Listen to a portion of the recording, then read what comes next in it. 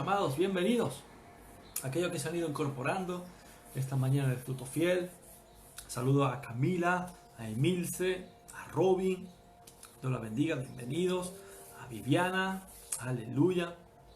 ¿Quién más tenemos por aquí? A Elsa, de Suiza, Dios le bendiga. A Lidia Silvia, bienvenidos todos aquellos que se han ido conectando, aquellos que nos vais viendo más tarde. Dios me lo bendiga grandemente. Y vamos a continuar con el libro de Ruth. Un libro precioso, una historia de amor preciosa. Pero no simplemente una historia de amor, el hecho de que tanto Boaz esté enamorado de Ruth, Ruth esté enamorada de Boaz, sino que como toda la Biblia, toda la Escritura trata de una historia de amor, de un Dios, de un Padre que ama a su creación y por tanto quiere lo mejor, quiere vida para sus hijos, para su creación. Así que qué hermosa esta historia y vamos a continuar. Hoy comenzamos el capítulo número 4. Recordamos ayer, estuvimos hablando acerca de que Noemí instruyó a Ruth para que en el tiempo de la cosecha, el tiempo de la parva, el tiempo de separar el grano de la paja, de la cebada, se hacía como tipo fiestas, hacía un festival en el cual ellos pues terminaban después del trabajo, terminaban en banquetes, en danzas. Así que Noemí instruye a Ruth para que después de esa cena, después de esa fiesta, pues como se quedaban después a dormir para también cuidar el grano, pues que Ruth aprovechara esa situación para poder presentarse delante de Boaz cuando él estuviera durmiendo y que le reclamara el ser redimida. ¿Por qué? Porque en Israel existía una ley en el cual había un pariente cercano, en este caso es Boaz, un pariente cercano, que puede redimir, puede pagar las deudas que tenía Ruth y en este caso Noemí, para que pudieran ser rescatadas y pudiera tener una vida más agradable. Eso es lo que decía la ley. Como Boaz es pariente cercano y esa palabra pariente es la palabra en hebreo Goel, redentor. Y vemos que este libro es un libro lleno de figuras, lleno de símbolos, y vemos que Boaz es un símbolo de Jesucristo.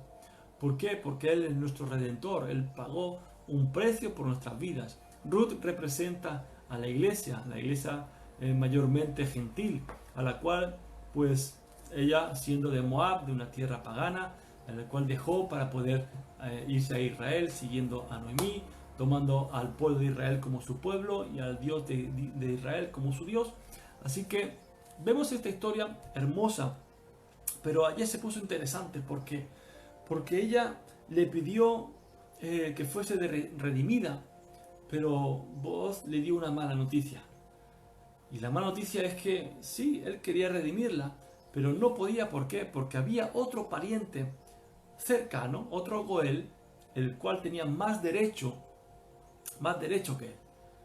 O sea que la esperanza que tenía Ruth de casarse con Boaz, pues ahí un poco se quedó en suspense, ¿no? Pero Boaz le dijo algo, le dijo que no se preocupara, que descansara en ese tiempo de incertidumbre, que va a pasar. Yo quería que me redimiera, ahora no sé si el otro me va a redimir o quién es la otra persona que me va a redimir, ¿no? Entonces, en ese descanso, Boaz le hace una promesa de que no se preocupara, que al día siguiente él iba a solucionar. Y aparte de eso le dio 6 medidas de cebada. Esas 6 medidas de cebada tiene un sentido profético también. Está hablando de los 6000 años, de los 6 milenios, a lo cual está evocando que después de esos 6000 años viene el séptimo milenio, los próximos 1000 años, que hablan de 7, que será ya el descanso, el reposo de Dios. Amén. Entonces vemos también que este es un símbolo profético y es lo que Dios nos estaba hablando en este tiempo, ¿no? Así que ella se fue con 6 medidas de cebada a Noemí, y Noemí se quedó también tranquila porque él sabía que Boaz no iba a descansar hasta que concluyera esa situación. Con este pequeño resumen comenzamos el capítulo 4 del libro de Ruth. Como siempre, les animo a que tomen sus Biblias, su bolígrafo, su libreta y tomen nota de lo que el Señor le hable en esta mañana. Amén. Dice así Ruth capítulo 4 versículo 1. Booz subió a la puerta y se sentó allí, y aquí pasaba aquel pariente de quien Booz había hablado, y le dijo: fulano, ven acá y siéntate. Y él vino y se sentó. Booz subió a la puerta y se sentó allí, dice este versículo. Recordamos que las puertas eran un lugar donde se hacían las transacciones comerciales. Las puertas de las ciudades es donde la gente importante se sentaba pues a juzgar, a deliberar la ley, a poder hacer justicia. Aunque en tiempos de que estamos tratando este libro de Ruth, dijimos que era en tiempo de los jueces. Algunos dicen que fue al principio de los jueces, otros más evocan al final de los jueces porque, como veremos más adelante, en el último versículo habla de que se cita al rey David. Entonces da a entender de que fue prácticamente en los últimos tiempos donde ya se sabía del linaje de David. Pero lo importante es que ellos se sentaban a la puerta y Booz se sentó a la puerta. ¿Para qué?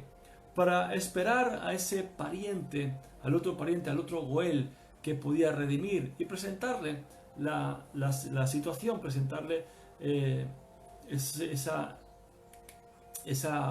situación con Ruth y los terrenos de Noemí para poder ser redimidas, para poder ser rescatadas. Entonces dice que en ese momento que él estaba sentado a la puerta, en ese momento justamente pasa ese hombre y fíjese que le dice fulano, o sea, no le llama por nombre. Varios comentarios bíblicos que he consultado, todos prácticamente coinciden en que el escritor de Ruth no quiso nombrarlo por su nombre para no darle tanto honor, no darle tanta honra, porque él renunció a la responsabilidad que tenía como Goel. Eso era una deshonra para Ruth en este caso. Pero eso lo veremos más adelante. Pero le llama, ¿por qué? Porque Booz tenía el interés de tomar a Ruth como su esposa. Booz tenía el interés porque vio, y así vimos el capítulo anterior, que no solamente Booz se dio cuenta, sino todo Belén, toda la ciudad de Belén, se dio cuenta de que Ruth era una mujer virtuosa, como él mismo la nombra, era una mujer virtuosa. Entonces, vemos que la intención de Booz era arreglar rápidamente esa situación. Así que aprovechó, sabiendo de que en cierto tiempo, no sabemos en qué hora del día, pero él esperó que viniera ese hombre, pasara por ahí y poder exponerle como Goel la situación de que podía redimir o no redimir. El verso 2 dice lo siguiente: entonces él tomó a 10 varones de los ancianos de la ciudad y dijo: sentaos aquí, y ellos se sentaron. En Deuteronomio capítulo 16, verso 18, dice: jueces y oficiales pondrás en todas tus ciudades que Jehová tu Dios te dará en tus tribus, los cuales juzgarán al pueblo con justo juicio. Amén. 10 testigos llamó Booz. En Deuteronomio ya fue puesta ese tiempo donde los jueces y los oficiales tenían que juzgar, y los ancianos en cierta manera eran esos jueces. Los ancianos no significa de que fueran avanzada de edad, sino que serían hombres sabios, hombres prudentes, hombres que supieran de leyes, hombres que supieran la palabra, que supieran las escrituras, que supieran la ley de Dios, para poder realmente establecer a sí mismo un justo juicio, como dice este versículo 18 de Deuteronomio. 10 varones. La palabra también nos encontramos, Jesús dijo que haría falta 2 testigos para arreglar cualquier pleito que la gente tuviera. En Mateo capítulo 18, verso 15 y 16, dice: por tanto, si tu hermano peca contra ti, ve y repréndele estando tú y él solos. Si te oyere, has ganado a tu hermano. Mas si no te oyere, toma aún contigo a uno o dos, para que en boca de 2 o 3 testigos conste toda palabra. O sea, aquí vemos que los testigos son realmente importantes. Y vos, sabiendo, conociendo la importancia de ese momento, pues él toma 10 testigos. Dice los expertos que 10 testigos eran necesarios para casos de divorcio, para casos de matrimonios, para poder juzgar y para poder ser, en ese caso, testigos notarios, como sería hoy un notario, ¿no? Serían notarios para poder certificar tanto el divorcio como un casamiento, como una boda. El verso 3 dice: luego dijo al pariente: Noemí, que ha vuelto del campo de Moab, vende una parte de las tierras que tuvo nuestro hermano Elimelech. Noemí vende una parte de las tierras. Recordemos que cuando Josué entró a la tierra prometida, comenzó a conquistar y conforme iba conquistando iba repartiendo esa tierra prometida entre las tribus, y entre las tribus también lo repartió entre los grupos de familia. Entonces vemos que la intención de Dios en la escritura es que la tierra permaneciera en cada tribu y en cada familia. O sea, que la tierra nunca podía ser vendida perpetuamente. Es ahí donde entra la ley del jubileo. Cada 50 años la tierra debía ser regresada a esa familia a la cual la había vendido, quizá por necesidad. Eso lo encontramos en Levítico capítulo 25, versículo del 8 al 17, así yo le animo a que usted lo pueda leer. Cada 50 años está el jubileo, porque Dios tenía la intención de que cada familia tuviera la porción de tierra que Él le había dado. Él dijo: la tierra es mía, yo la doy. Entonces Él dio la tierra en manos de Josué. Dice que vende una parte de las tierras que nuestro hermano Elimelech, recordemos que significa rey, el rey. Fíjese que la tradición habla de que este fulano, el llamado tal fulano, era hermano carnal de Elimelech y que Booz era primo de Elimelech. Por eso se puede entender cuando Ruth le pide ser redimida, Booz dice: yo tengo intención, pero hay alguien que tiene más derecho que yo. Y es por eso que los rabinos, sobre todo, hablan de que fulano, el tal fulano, era el hermano de Elimelech, tenía más derecho que no Booz, porque Booz sería un pariente cercano, pero no tan cercano como fuera un hermano del fallecido. Amén. Así que pasamos al versículo 4, que dice: y yo decidí hacértelo saber y decirte que la compres en presencia de los que están aquí sentados y de los ancianos de mi pueblo. Si tú quieres redimir, redime, y si no quieres redimir, decláramelo para que yo lo sepa, porque no hay otro que redima sino tú, y después de ti, yo. Y él respondió: yo redimiré. Entonces, vemos que Booz se presenta delante de fulano, le dice: mira, yo he decidido hacerte saber la situación cómo está. Hay Noemí que quiere vender los terrenos y tú tienes el derecho primero de redimir, y si tú no lo quieres, pues dímelo, pues que yo estoy interesado en redimir. Entonces, Booz explicó esa transacción respecto a la tierra. Hay un terreno, Noemí quiere vender un terreno. Entonces, la oportunidad y la responsabilidad la tenía primeramente el tal fulano para redimir esa tierra. Entonces, fíjese que ante tal oferta, él dijo: no, yo voy a redimir, yo redimiré. O sea, el hermano, tal fulano, decide hacerlo. O sea, no tuvo ninguna duda en rescatar ese terreno. ¿Por qué? Porque tener tierras en aquel tiempo era sumamente importante, porque hablaba de riqueza. Cuanto más tierra tenía, más cosecha podía tener, por tanto más podía conseguir. Entonces él no dudó en ningún momento. Verso 5.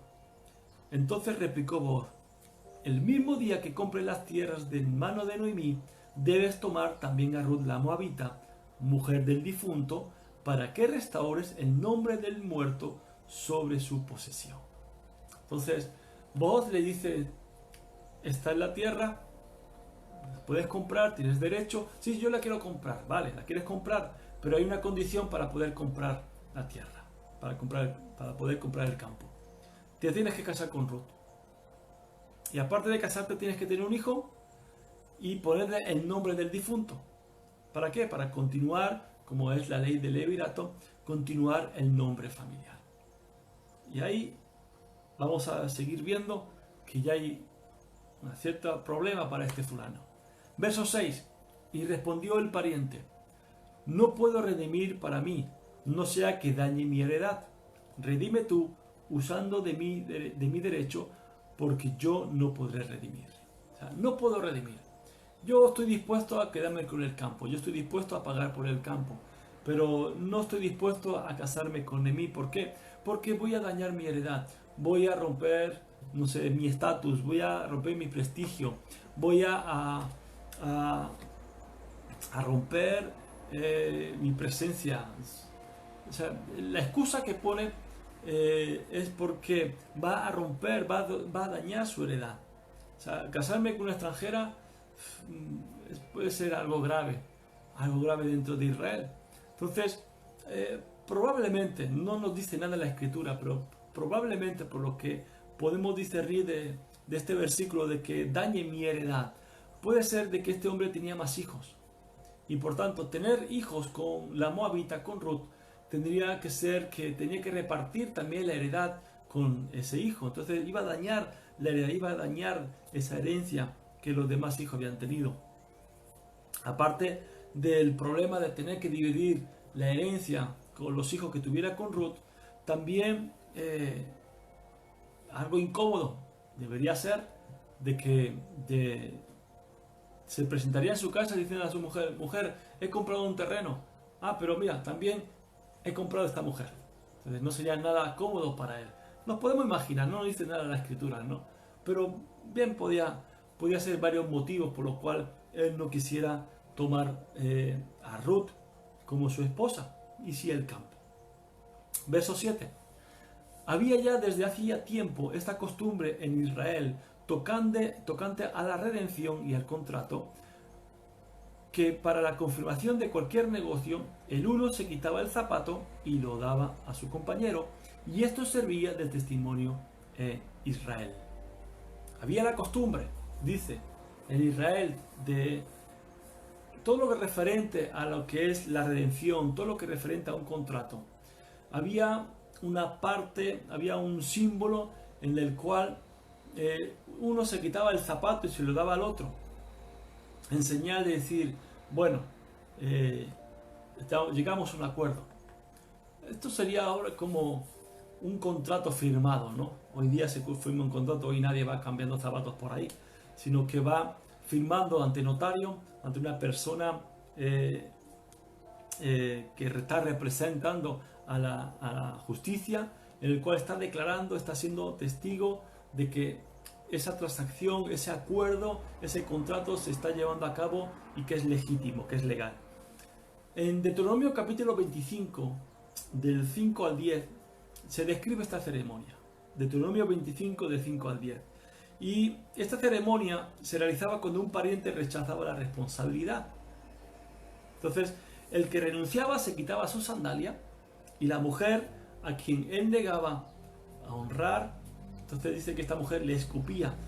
Unos comentarios hablan de escupir en la cara, otros dicen que escupían en el suelo. La cuestión es que la repudiada, aquella que no quería ser redimida, escupía en señal de desprecio, ¿no? ¿Por qué? Porque el Goel se quitaba de encima esa responsabilidad que él tenía, obligada por ley, obligada por la palabra de la ley mosaica, ¿no?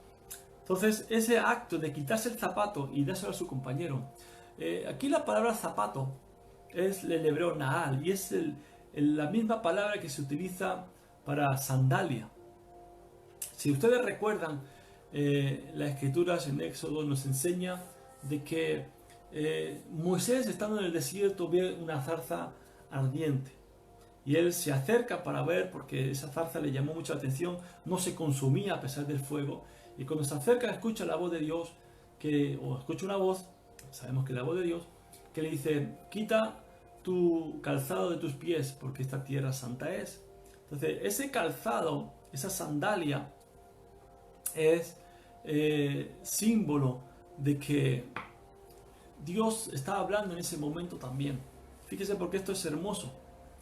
Dios le está diciendo, así como esa costumbre que había en Israel, de quitarse el zapato para llegar a un acuerdo, para decir, no, yo no redimo, redimes tú.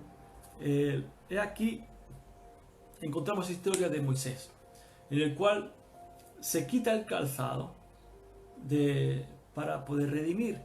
Es Dios diciéndole a Moisés, quita tu calzado. ¿Por qué? Porque he visto el duro trabajo de mi pueblo. He visto cómo ellos están sufriendo. He visto que ellos necesitan ser rescatados, necesitan ser redimidos. Por tanto, yo he decidido redimirlo. O sea, hay una transacción con la sandalia. ¿Ven? Estamos viendo este símbolo. Cuando dice, esta tierra es santa, esa tierra santa representa un pacto. Esa tierra representa la decisión de Dios de rescatar a su pueblo de la esclavitud. Entonces, este símbolo es sumamente hermoso. Ahora podemos entender esa escritura. ¿Por qué le manda a quitarse el calzado? Es porque justamente después Moisés, escribiendo la ley por revelación divina, instaura esta costumbre de quitarse el calzado. Pero Dios ya lo estaba haciendo, ya lo hizo, porque Él quería redimir a su pueblo. Y usó a Moisés para poder sacar al pueblo de Israel de la esclavitud. Qué hermoso, ¿verdad? Cuando dice quitarse el calzado, vemos que es yo voy a rescatar, yo voy a redimir. Es por eso que vemos ese pasaje tan hermoso en Juan 3:16 que todo el mundo conocemos, porque de tal manera Dios amó al mundo que ha dado a su Hijo unigénito para que todo aquel que en Él cree no se pierda, mas tenga vida eterna. Es Dios diciendo, yo quito el calzado, yo voy a redimir, yo voy a rescatar a mi pueblo, voy a entregar a mi Hijo, voy a dar a mi Hijo como precio. Es el precio que yo voy a pagar por mi pueblo. Amén. Entonces, vemos que fue Moisés quien se quitó el zapato. Moisés representa la ley. La gracia y la verdad vino a través de Jesús. ¿Se acuerdan ustedes del monte de la transfiguración? Donde vamos a leer Marcos capítulo 9, verso 2 al 7. Que dice, 6 días después Jesús tomó a Pedro, a Jacobo y a Juan y los llevó aparte solos a un monte alto y se transfiguró delante de ellos. Y sus vestidos se volvieron resplandecientes, muy blancos como la nieve, tanto que ningún lavador de la tierra los puede hacer tan blancos. Y les apareció Elías con Moisés que hablaban con Jesús. O sea, aquí en este versículo dice que Elías con Moisés se le presentaron y estaban hablando con Jesús. Pasamos al verso 7 que dice, entonces vino una nube que les hizo sombra y desde la nube una voz que decía, este es mi Hijo amado, a él oíd. Y aquí en estos pasajes encontramos 3 símbolos sumamente importantes también que debemos entender. Moisés representa la ley, Elías representa a los profetas y Jesús representa la gracia. Por tanto, cuando Él se está quitando el calzado que representa la ley, está diciendo que el pariente cercano no puede redimir. ¿Por qué? Porque al quitarse el calzado que representa la ley no puede redimir. Es la gracia que puede redimir. Es la gracia que puede pagar el precio. Es por eso que por la ley nadie puede ser justificado. Es por fe que podemos ser salvos, no es por cumplir la ley. Ahora, la ley está para cumplirla, la ley es la que nos dice lo que está bien y lo que está mal. La ley es lo que nos dice si estamos pecando o no estamos pecando. La ley fue escrita por eso mismo, porque sin ley no había pecado. Ahora sabemos qué es pecado, ¿por qué? Porque tenemos la ley. Pero la ley no puede justificarnos, la ley no puede redimirnos. Es la gracia, es el poder de Dios, es el amor de Dios que puede rescatarnos. Y por eso Dios le dice, cuando se le apareció en esa sombra, esa nube, diciendo, este es mi Hijo amado, a él oíd. Es decir, aquí está la ley, aquí están los profetas, pero aquí está mi Hijo, aquí está la gracia, a Él tenéis que oír. Es hermoso, ¿verdad? El pariente cercano del Goel debía tener 3 requisitos para poder redimir. El primero, ser pariente cercano del difunto, se entiende. Segundo, tener recursos para poder hacerlo, es decir, tener dinero para poder comprar pues el terreno, el campo, para comprar la casa, cualquier cosa, para poder redimir. Y el tercer requisito era tener el deseo de hacerlo. Ahora, hemos visto que Booz es un símbolo de Jesús. Por tanto, podemos ver que Jesús se tuvo que hacer pariente nuestro. Tomó la naturaleza humana. En Filipenses capítulo 2, versos 6 y 7 dice, el cual siendo en forma de Dios, no estimó al ser igual a Dios como cosa que aferrarse, sino que se despojó a sí mismo, tomando forma de siervo, hecho semejante a los hombres. Es decir, Él se tuvo que hacer hombre, se tuvo que hacer ese pariente cercano para poder redimirnos. Ahora, el otro requisito, que tuvo la capacidad de hacerlo. En Efesios capítulo 1, verso 7 nos dice, en quien tenemos redención por su sangre, o sea, fuimos redimidos por su sangre, el perdón de pecados según la riqueza de su gracia. Y el tercer requisito, el que era hacerlo. Jesús quiso hacerlo. Jesús dice en Juan capítulo 10, verso 18, nadie me la quita, sino que yo de mí mismo la pongo. Tengo poder para ponerla y tengo poder para volver a tomar. Este mandamiento recibid de mi Padre. Está hablando de la vida. Nadie le puede quitar la vida. Él la dio porque Él quiso. O sea, Él tuvo la voluntad de redimirnos. Por tanto, vemos que estos tres requisitos se cumplen en Booz y se cumple en Jesús. ¡Aleluya! ¡Gloria a Dios! Fíjese, Moisés se quita el calzado.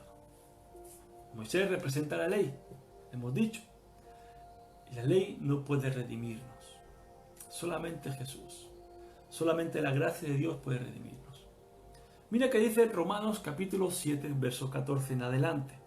Romanos capítulo 7, verso 14 en adelante dice, porque sabemos que la ley es espiritual, mas yo soy carnal, vendido al pecado. Porque lo que hago no lo entiendo, pues no hago lo que quiero, sino lo que aborrezco, eso hago. Y si lo que no quiero, esto hago, apruebo que la ley es buena.